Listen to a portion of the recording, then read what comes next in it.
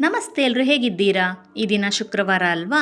ಅದರಿಂದ ನಾನು ಬೆಳಗ್ಗೆ 4 ಗಂಟೆಗೆ ಎದ್ದು ಸ್ನಾನ ಮಾಡಿ ಕೆಳಗಡೆ ಬಂದು ರಂಗೋಲಿ ಬಿಡಿಸಿ, ಹಾಗೆ ವೆಂಕಟೇಶ್ವರ ಕೃಪಾ ಅಂತ ಬೋರ್ಡ್ ಇದೆ ಅಲ್ವಾ, ಅಲ್ಲಿ ಒಂದೆರಡು ಹೂವನ್ನು ಇಟ್ಟು ನಮಸ್ತೆ ಮಾಡಿ ಮೇಲೆ ಬಂದೆ. ತುಳಸಿ ಕಟ್ಟೆ ಹತ್ರನೂ ಸಹ ಈ ಥರ ರಂಗೋಲಿ ಬಿಡಿಸಿದ್ದೀನಿ. ಚೆನ್ನಾಗಿ ಕಾಣಿಸ್ತಾ ಇದೆ ಅಲ್ವಾ? ಹೊಸ್ಲ ಹತ್ರನೂ ಸಹ ರಂಗೋಲಿ ಬಿಟ್ಟು ಹೊಸ್ಲಿಗೆ ಮತ್ತು ತುಳಸಿ ಕಟ್ಟೆಗೆ ಹೂವನ್ನು ಇಟ್ಟು ದೇವ್ರ ಮನೆಗೆ ಬಂದೆ. ಪೂಜೆಗೆ ರೆಡಿ ಮಾಡ್ಕೊಳ್ಳೋಣ ಅಂತ. ಎಲ್ಲ ದೇವ್ರ ಫೋಟೋಗಳನ್ನು ಒರೆಸಿ ಎಲ್ಲ ಕಡೆ ಒಂದೊಂದು ಹೂವನ್ನು ಇಟ್ಟು ಹೀಗೆ ರಂಗೋಲಿ ಬಿಟ್ಟಿದ್ದೀನಿ. ಚೆನ್ನಾಗಿ ಕಾಣಿಸ್ತಾ ಇದೆ ಅಲ್ವಾ? ಸಿಂಪಲ್ಲಾಗಿ ನಾನು ಯಾವಾಗಲೂ ಒಂದೊಂದು ಹೂವನ್ನೇ ಇಡೋದು. ಹಾಗೆ ನಾನು ವಾರ ಹೇಳುವ ಹಾಗೆ ಬ್ರಾಹ್ಮಿ ಮುಹೂರ್ತದಲ್ಲಿ ನನಗೆ ಪೂಜೆ ಮಾಡೋದಕ್ಕೆ ತುಂಬ ಇಷ್ಟ ಆಗುತ್ತೆ ಅಂತ ಈ ವಾರನೂ ಸಹ ಬ್ರಾಹ್ಮಿ ಮುಹೂರ್ತದಲ್ಲಿ ಪೂಜೆ ಮಾಡಿದ್ದಾಯಿತು. ನಿಮ್ಮಗಳಿಗೆ ಯಾರ್ಯಾರಿಗೆ ಬ್ರಾಹ್ಮಿ ಮುಹೂರ್ತದಲ್ಲಿ ಪೂಜೆ ಮಾಡೋದಕ್ಕೆ ಇಷ್ಟ? ಕಾಮೆಂಟ್ ಮಾಡ್ತೀರಾ?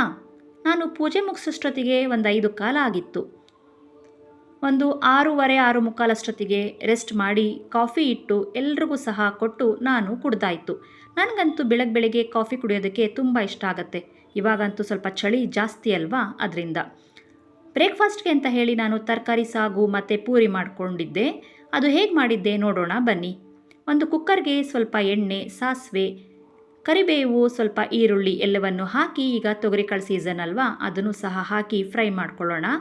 ನಂತರ ಸಣ್ಣಗೆ ಹೆಚ್ಚಿದ ಸ್ವಲ್ಪ ತರಕಾರಿ ಹಾಕಿ ಚೆನ್ನಾಗಿ ಫ್ರೈ ಮಾಡಿದ ಮೇಲೆ ರುಬ್ಬಿದ ಮಸಾಲೆ ಇರುತ್ತೆ ಅಲ್ವಾ, ನಿಮಗೆಲ್ರಿಗೂ ಗೊತ್ತು ಗೊಜ್ಜಿಗೆ ಏನೇನು ಹಾಕಬೇಕು, ಸಾಗಗೆ ಏನೇನು ಹಾಕಬೇಕು ಅಂತ. ಆ ಮಸಾಲೆನೇ ನಾನು ಹಾಕಿದ್ದು. ಸೊ ಆ ಮಸಾಲೆ ಎಲ್ಲ ಹಾಕಿ ಎಣ್ಣೆಯಲ್ಲಿ ಫ್ರೈ ಮಾಡಿ ಸ್ವಲ್ಪ ನೀರು, ಉಪ್ಪು ಎಲ್ಲ ಹಾಕಿ 2 ಸರ್ತಿ ಕೂಗಿಸ್ಕೊಂಡಿದ್ದಾಯಿತು. ಈಗ ಗೊಜ್ಜು ರೆಡಿ. ಹಾಗೆ ಪೂರಿನೂ ಸಹ ಕರೆದುಕೊಂಡೆ. ಈಗ ನೋಡಿ, ಪೂರಿ ಮತ್ತು ತರಕಾರಿ ಸಾಗು ಅಥವಾ ಗೊಜ್ಜು ಎಲ್ಲವೂ ರೆಡಿಯಾಗಿದೆ. ತುಂಬ ರುಚಿಯಾಗಿ ಬಂದಿತ್ತು.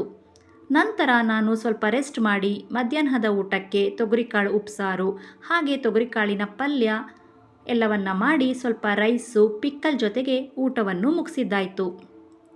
ಹಾಗೆ ತಾತನ ಜೊತೆ ನಾವು ಟೀನೂ ಎಂಜಾಯ್ ಮಾಡಿದ್ವಿ. Thank you.